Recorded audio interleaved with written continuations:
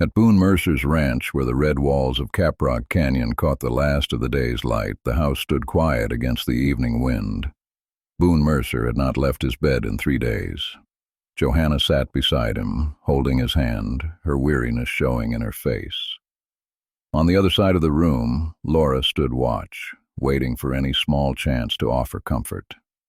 Ruby lingered quietly in the doorway, unsure what her life would become when this moment passed. The windows were open to the cool evening breeze, letting the scent of cedar drift through the room. Tecenta stood at one window, hand resting on the sill, watching the last light fade across the pastures. Boone's eyes opened and settled on him. "Son, come closer." Tecenta moved to his bedside and leaned down so Boone wouldn't have to strain his voice. "You've worked hard here," Boone said. "Helped me build this place into what it is. I'd ask that you to keep it going, keep the families together, and most importantly, look after the girls. Johanna knows the books, and Ruby manages the sleeping quarters." Boone coughed, and Laura steadied a cup of water against his lips. Boone took another breath. "Tecenta, no one deserves it more than you. I'm giving the ranch to you. With legal papers, no one can fight it." He gestured toward the envelope on the table, his will, already signed and witnessed by Johanna. Laura felt Tecenta's tension. He excused himself to feed the animals needing the air. Boone looked at Laura and murmured, "With you by his side, I know everything will be fine." Later, Boone drifted into sleep as the sun went down, and not long after, he fell still beneath the blue flannel blanket. His face looked peaceful. At dawn, they buried him on the hill above the house. The grass was thin there, the soil red as the canyon floor. Johanna stood beside Ruby, her fingers wrapped tightly around Ruby's arm. Tecenta held his young daughter's hand. Laura stood close beside them. Sani scattered sage into the wind and placed herbs where Boone lay. "The earth takes back the body," she said softly. "What he tended now lives in our hearts." No one spoke after that. Only the wind moved through the blue-stem grasses. By the next afternoon, word had reached town. Men gathered on the porch of the general store, reading the headline Eli had printed himself: "Mercer Ranch deeded to Comanche." Some read it twice, hoping it might look different the second time. Others muttered into tin cups of coffee. Soon, the talk sharpened. "Ain't right," one said. "Next thing, they'll be running the town." Another spat into the dust. "We'll ride out and remind him where his place is. He belongs on a reservation anyway." Inside the store, Ruby was buying lamp oil and flour. She froze when she heard them. The men didn't lower their voices when she stepped through the door. Ruby secured her parcels, untied her horse, and swung into the saddle without a word. The sky above Caprock Crossing had turned the color of hammered copper. Eli spotted her from his office window and stepped outside.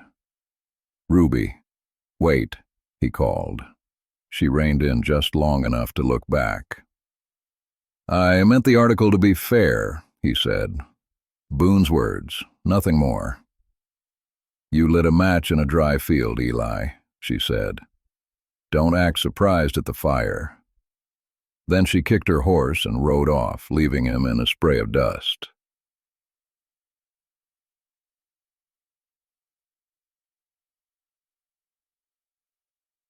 The storm broke just after dark. Wind tore across the plains, driving sheets of rain before it.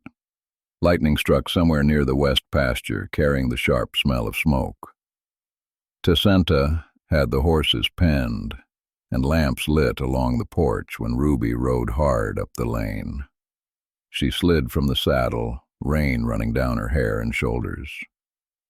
"Men from town," she said, breathless. "They're coming tonight. Said you've taken what isn't yours." Tessenta's face stayed calm, but his jaw tightened. Laura stepped up beside him, a shawl wrapped tight around her shoulders. "We'll be ready," he said. Sonny appeared in the doorway, lamplight warm behind her. "No guns," she said. "Meet fear with proof." Tessenta nodded. "Then we'll give them something to see." He sent the ranch hands to clear the yard and move the stock to the far fence. Laura gathered buckets by the pump. Ruby checked the lamps. When everything that might burn was moved away from the barn wall, they waited. The riders arrived just after midnight. 6 men, half drunk, half afraid, their lanterns swinging wild in the wind. They reined up in the yard, shouting Boone's name, demanding answers. Tessenta stepped forward into the rain, the lamp behind him outlining his figure. "Boone Mercer gave this land with a clear mind," he said quietly. "If you mean to challenge that, you'll answer to me." Thunder drowned the next moment. Then a horse sidestepped. A lantern swung too wide. Glass shattered against the barn. Flames climbed the wall. "Water!" Tessenta called. Laura ran for the pump, shouting to the men. Ruby grabbed a blanket and smothered sparks. Tessenta and the hands threw bucket after bucket until steam rose in thick white bursts. Rain surged across the yard, hissing through the smoke, helping smother the fire. When the flames were gone, the riders sat in their saddles, soaked and ashamed. The sheriff arrived too late to stop the trouble, but not too late to speak. "Go home," he said. "You come back like this again and you won't ride away so light." One by one, they turned their horses and disappeared into the rain. Tessenta leaned on the shovel he'd used to smother the fire. Laura returned with the last bucket and set it down beside him. They didn't speak.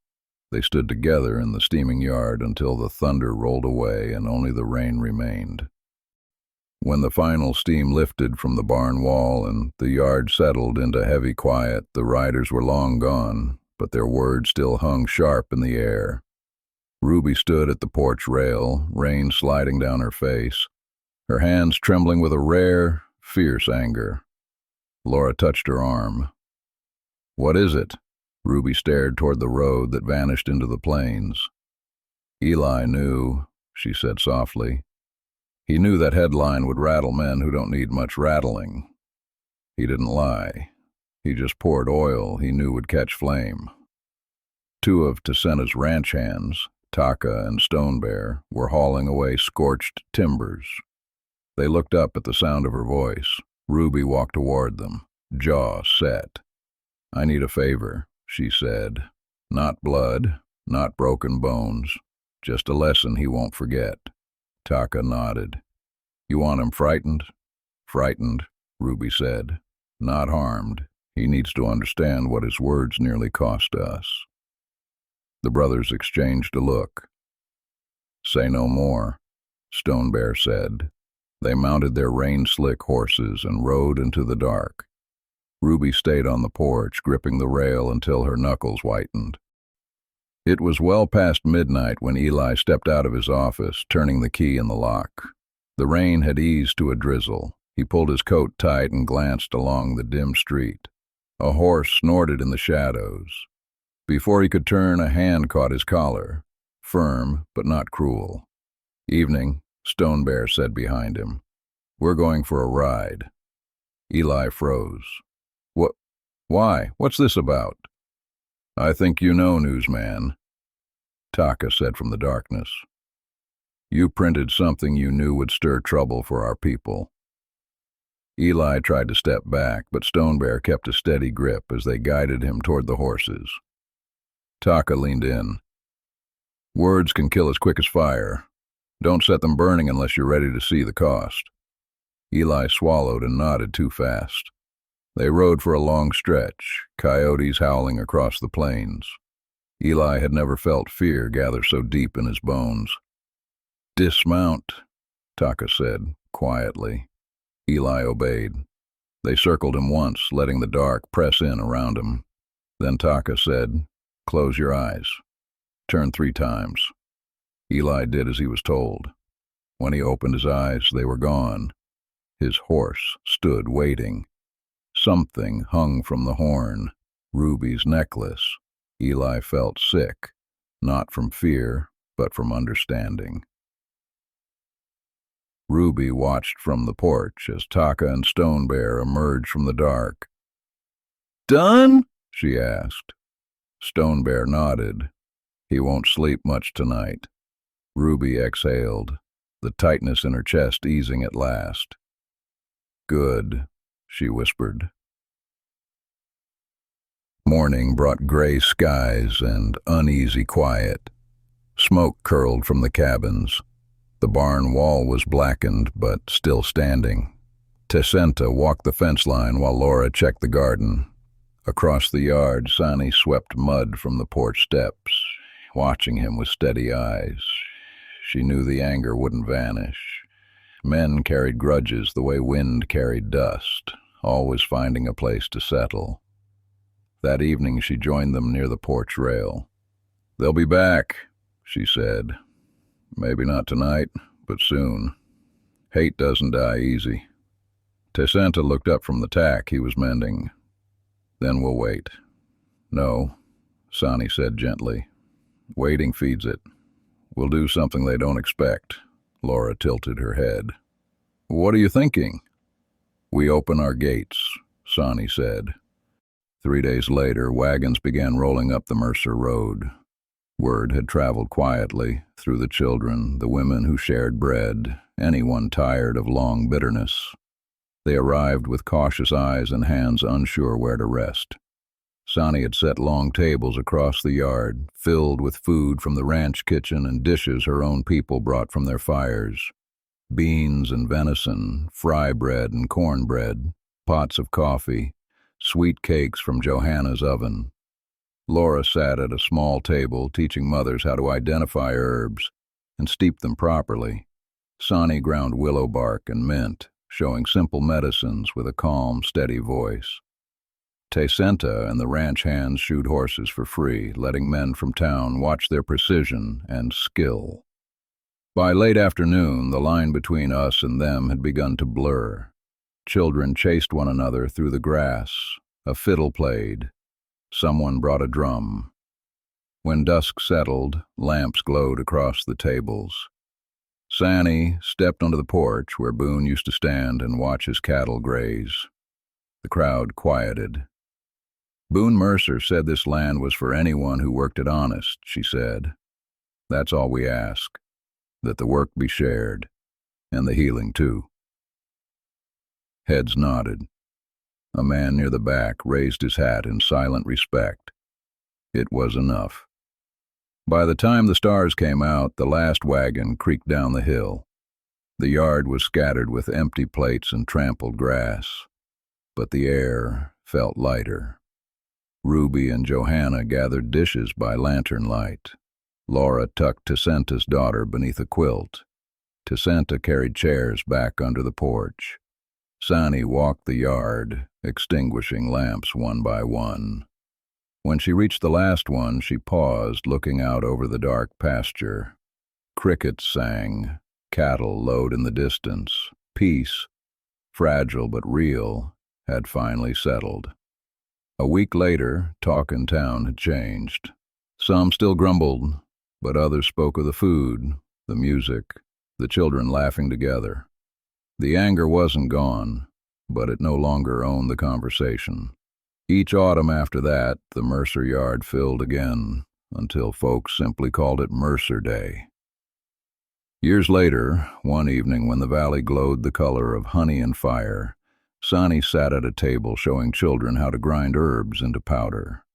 Laura crossed the yard with a basket of fresh bandages.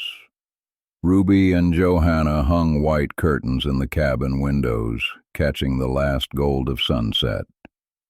Tessenta turned the horses loose in the pasture with his son, a boy with his father's dark eyes and steady hands, while his daughter played close by the porch. The ranch hummed with work and laughter and the faint music of a fiddle drifting from the steps. As the sun slipped behind the plains, the lamps of Caprock Crossing burned steady and warm. What had once threatened to tear the valley apart was long behind them. What remained were the hands that chose to build instead of burn.